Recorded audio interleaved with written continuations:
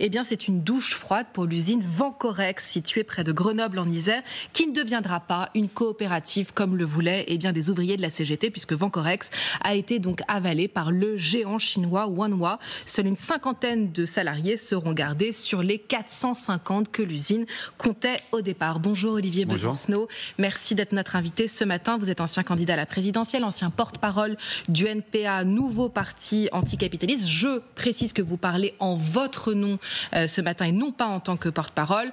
Vous étiez aussi, on peut le dire, le facteur le plus connu de France. Vous travaillez toujours à la Poste, mais pour l'instant vous réalisez un documentaire.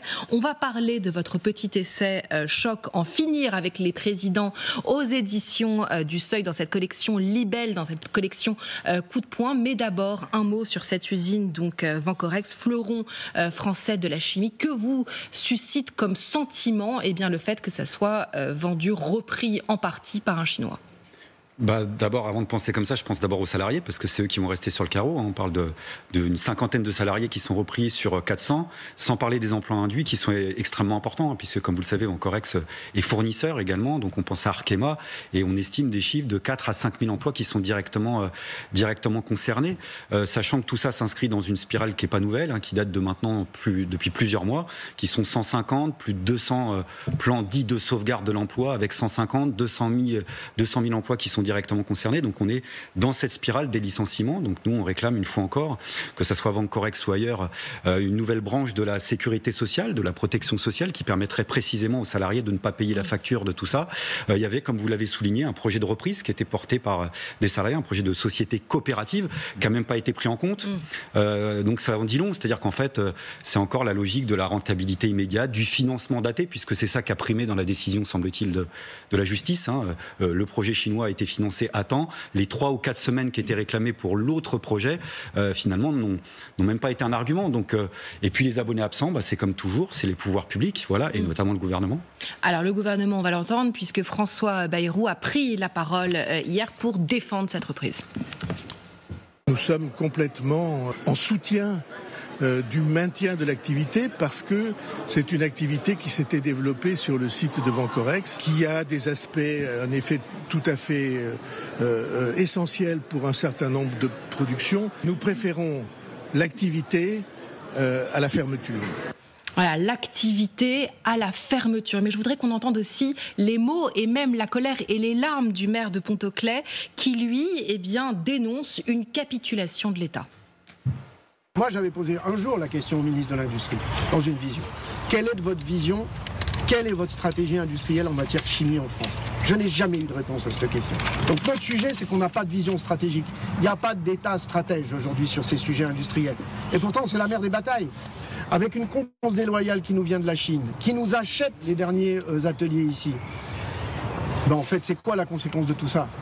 C'est qu'on va se faire manger, mais on va se faire manger des petits oignons, en fait.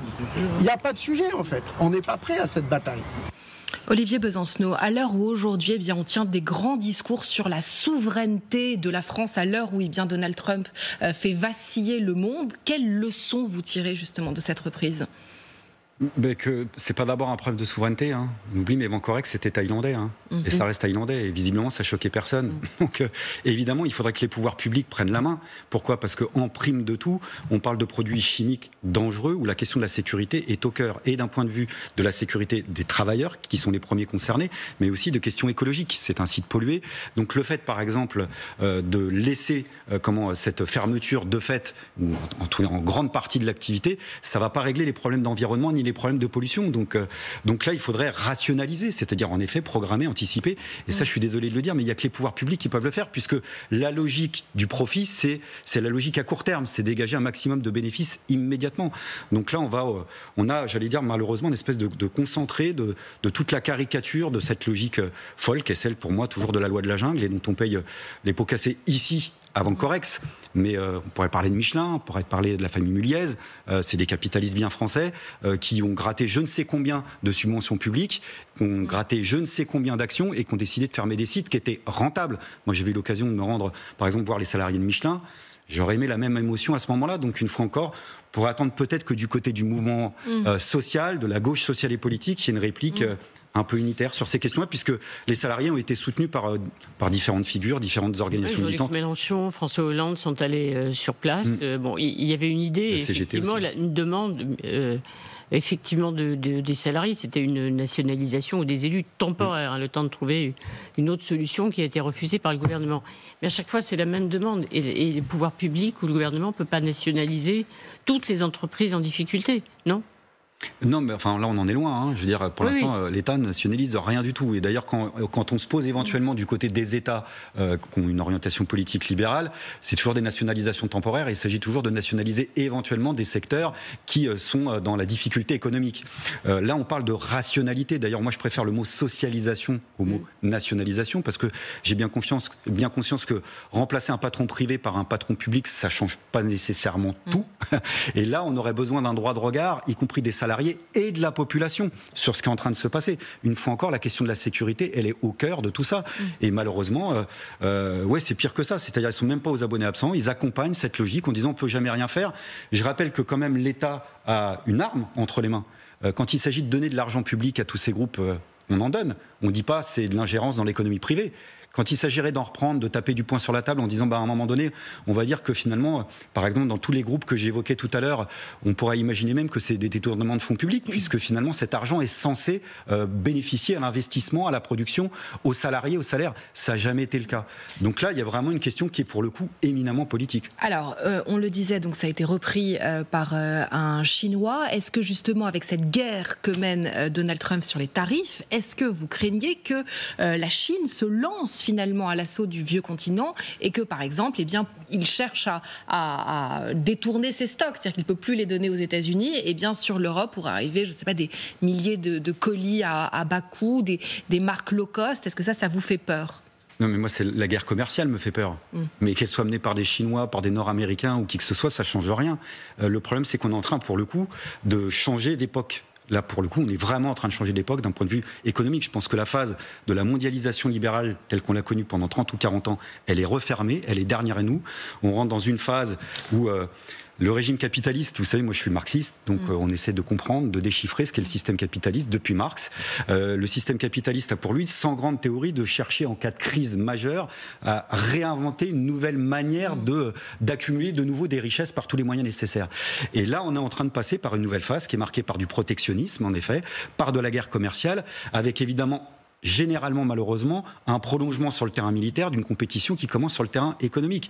Donc on passe de la guerre financière à la guerre commerciale. Dans les deux cas, c'est les travailleurs, les travailleuses, la population dans son ensemble qui le paye. Alors, quelle solution vous amenez, justement ? Parce qu'on voit bien que là, la question, c'est de savoir s'il faut riposter, pas riposter. Qu'est-ce que vous pensez qu'il faut faire ? Est-ce qu'il faut justement plus de protectionnisme, plus de libre-échange avec d'autres pays comme l'Indonésie, l'Inde ? Comment est-ce que la France doit réagir, selon vous ? Si vous voulez, entre le libre-échange d'un côté et le protectionnisme de l'autre, pour moi, c'est pas les deux termes d'une alternative politique, c'est les deux faces de la même médaille, celle de l'économie de marché. Donc on parle simplement du périmètre de l'économie de marché. Que la loi de la jungle, j'allais dire, elle ait lieu à même la nature ou derrière des barrières, ça ne change rien, ça reste la loi de la jungle, c'est nous qui payons la facture. Moi, je vous parle de protection sociale. C'est-à-dire non seulement qu'on se protège à la fois de ces plans de licenciement, mais aussi que les salariés aient un droit de regard, un droit de contrôle sur notre propre production. C'est vrai dans l'industrie, c'est vrai aussi dans le domaine des services, parce que derrière tout ça, il y a aussi la finalité des ressources qu'on est à même à construire. Donc le problème pour moi, il est là. C'est pas tant le périmètre que ce qu'on est en train de faire. Et là, je vois qu'on est en train de présenter, limite, à un moment, il y avait un débat quasiment délirant où on commençait à présenter Donald Trump comme un anticapitaliste. Mais écoutez, bon, voilà. Parce qu'il y a une partie de la gauche qui dit qui est favorable au protectionnisme. C'est pas et historiquement, rien. Donc on dit d'un seul coup, finalement. C'est pas mon cas. C'est pas mon cas, et je pense que c'est vraiment illusoire. Alors après, c'est autre chose d'envisager des productions qui soient le plus relocalisées possible, y compris du point de vue environnemental, c'est-à-dire faire en sorte que les circuits soient les plus courts possibles. Là, on parle de Vencorex. Il faut savoir que, par exemple, du coup, ces produits chimiques dangereux à coup sûr, ceux qui avaient besoin de fournisseurs vont aller les chercher encore plus loin. Et ces produits chimiques vont faire des milliers de kilomètres pour aller les chercher en Pologne ou ailleurs. Donc on va accentuer. Donc évidemment qu'il faut penser tout ça. Je dis pas que le périmètre est pas important, mais la question c'est, est-ce que c'est la question des frontières qui nous protègent, nationales, j'entends, de quoi que ce soit, ou est-ce que la vraie frontière qui se pose, c'est entre le capital et le travail? Moi, je continue à penser que c'est entre le capital et le travail. En tout cas, vous voulez refonder le système. Et c'est ça aussi qu'on sent dans votre livre, donc publié aux Éditions du Seuil, En finir avec les présidents, puisque, eh bien, en tant que bon marxiste, eh bien, vous ne voulez plus de ce roi qu'on élit tous les 5 ans. Je vais vous citer, vous dites: on est enfermé dans un cycle, nous ballottons étourdis d'un scrutin à l'autre, nous passons 5 ans à spéculer, pronostiquer, sonder tout entier, tourner vers les chances de tel ou tel candidat, comme hypnotiser l'illusion d'un hypothétique sauveur. Et c'est vrai que sur ce plateau, il y a encore un quart d'heure, on se demandait, eh bien, si Bruno Retailleau allait se lancer dans l'entreprise de la présidentielle de 2027. On parle aussi, je ne sais pas, de Gabriel Attal, de Dominique de Villepin, d'Édouard Philippe, enfin, d'énormément. Et on se rend compte que 2 ans avant, eh bien, si vous me passez l'expression, la course des petits choix a déjà commencé. Qu'est-ce que ça vous inspire ? J'espère qu'il n'y a pas besoin d'être marxiste pour partager ce point de vue, c'est-à-dire qu'on en a soupé de ce présidentialisme à outrance où en effet le président décide de tout. Alors on l'a vu cet été avec Emmanuel Macron, mais c'est pas propre qu'à Emmanuel Macron.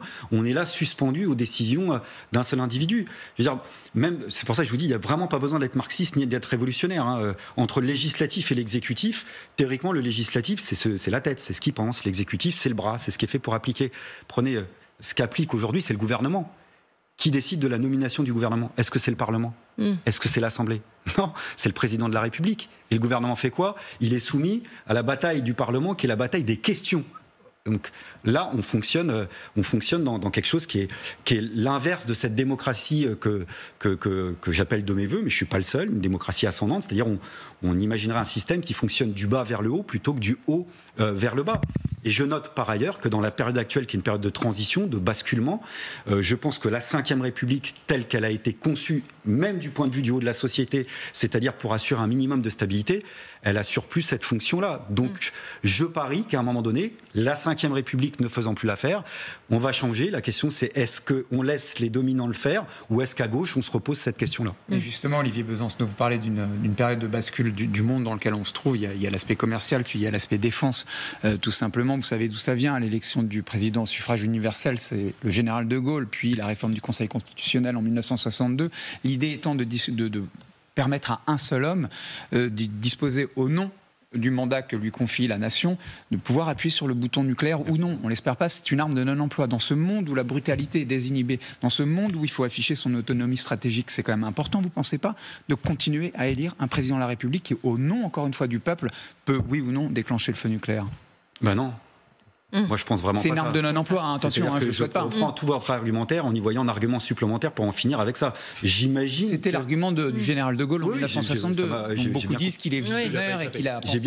J'ai bien compris tout ça. Et quand je vois notamment tout le profil de tous ceux et toutes celles qui postulent, je me dis, il vaudrait mieux quand même qu'on envisage un maximum de contrôle collectif, y compris sur ce bouton-là, si vous voyez ce que je veux dire précisément. Et on est dans ce délire absolu ou pas. En effet, c'est le pouvoir d'un seul. Comme le président bénéficie de l'immunité dans tous les domaines, civil, administratif, pénal. Heureusement, non, pas vraiment. Est-ce qu'on ne peut pas prendre en réalité la logique inverse de votre... heureusement, parce qu'en réalité, on a bien vu, regardez à quel point aujourd'hui, dès qu'un politique prend une décision, on a une justice qui se précipite pour des résultats qui sont souvent quasi nuls. Prenez les nombreuses perquisitions qui ont été faites pendant le Covid à l'encontre d'Édouard Philippe, d'Agnès Buzyn. Ça n'a pas fait grand-chose. Regardez le spectacle qu'on a eu au moment où Éric Dupond-Moretti était place Vendôme, le spectacle qu'on a eu des affaires pour finalement mener à quelque chose qui n'était rien. Donc peut-être que, en tout cas, le temps d'un mandat, on peut penser que la justice ne doit pas s'attaquer ou laisser l'homme politique plus d'action. D'ailleurs, il me semble qu'on a vu que dès qu'ils ne sont plus en fonction... Oui, ils sont rattrapés. On verra. Voilà. Oui. On a vu. Est-ce que vous pensez... On verra.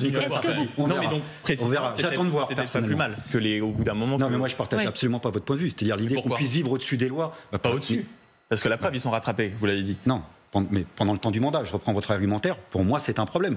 Ça veut dire que le président de la République élu, qui sort avec son scooter, vous renverse. Le temps qu'il est élu, il y a pas. Alors, est-ce que vous pensez que la gauche est prête pour ce débat? Parce qu'on a vu aussi une course justement à gauche. On parle de Raphaël Glucksmann, de Jean-Luc Mélenchon, évidemment, etc. Est-ce que vous pensez que la gauche justement est prête à vous accompagner dans ce mouvement pour plus de démocratie? Vous n'en êtes pas sûr. Mais je l'appelle de mes voeux. Il y a la 6e République de Jean-Luc Mélenchon, là, vous et puis d'autres courants, c'est-à-dire qu'il y avait quand même un patrimoine politique commun à gauche qui consistait d'abord à critiquer la Ve République. Je rappelle que la formule, la plus grande des punchlines contre la Ve République, on la doit à François Mitterrand, pas quand il était élu, mais bien avant, en 62, c'est quand même de dire que c'est un coup d'État permanent, précisément pour l'origine même de la Ve République. Donc les différentes familles politiques de gauche, des plus radicales aux plus modérées, aux plus institutionnelles, partageaient cette critique-là, notamment au nom du présidentialisme.